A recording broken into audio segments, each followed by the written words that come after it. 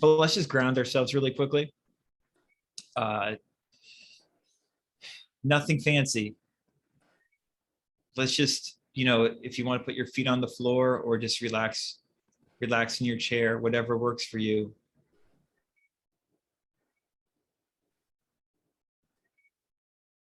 And intentionally, I'm not giving any type of directions, basically. I think the power of a lot of these grounding exercises is finding what works for you. Because people say different things. They say, put your hand over your heart. They say, feel the ground. They say, feel a part of your body, focus on your breath.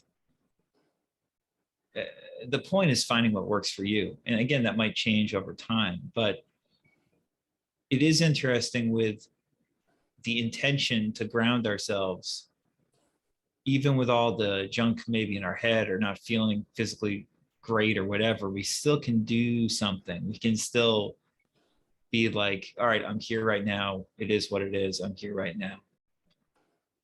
So instead of listening to specific directions that I'm giving or anything like that, just ground yourself.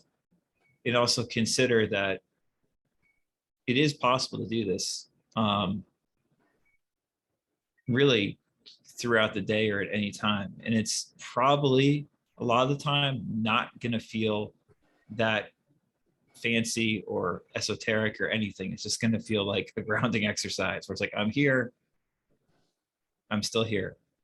Everything is fine, and then that's it. So I know the people on this call live and the people watching the recording all understand that because they're familiar with my general approach to setting the stage for a session, but also just, this is the kind of thing, it's so simple, we forget it. Very easy to do this. Very easy to just be like, I'm here now. So it's something we can keep in mind.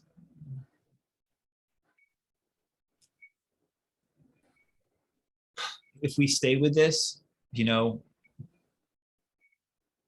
we stay with an exercise like this, and we can do, this is perhaps more easy to do in the morning or evening, or when we know that we have more than just a couple minutes. But if we stay with a grounding exercise like this, that's very non-exotic, like not special. Like what we're doing is not special. It's like we're just here. If we stay with it, in my opinion, and as I always say, it's just my opinion. You might disagree with this. In my opinion, if we're in this like not special, but we're just here, like kind of neutral-ish state, we are probably in a more conducive place emotionally, mentally, to make changes in our lives than by trying, quote unquote, to manifest something and trying to use a technique that really doesn't feel that natural to us. Because what we're doing right now, as not special as it is, feels natural. And Neville always says, naturalness is how you can judge whether something's going to come into your life or not. How natural does it feel? Well, this groundedness feels pretty natural.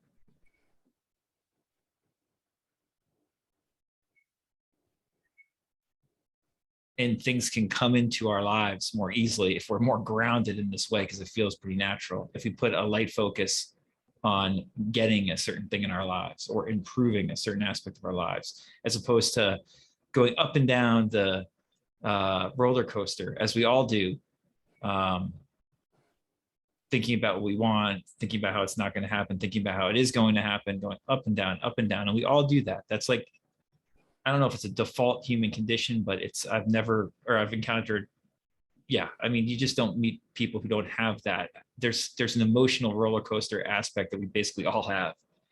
And when you ground yourself like this, you basically, Lester Levinson liked to say, get off the roller coaster.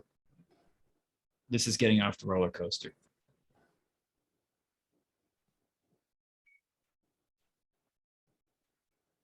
So a very underrated tool for our sanity, and also for, in my opinion, and again, just my opinion, in my opinion, for making this creative process, this, you know, your thoughts become a reality process easier and more sane, which is not to say it's easy, because I think everybody on this call knows just because it sounds easy, just because it sounds simple, doesn't mean it is easy or simple when you actually are doing it, when it comes to big things. And I have a feeling we're just going to discuss big things on this call. We're not going to be talking about, you know, little things.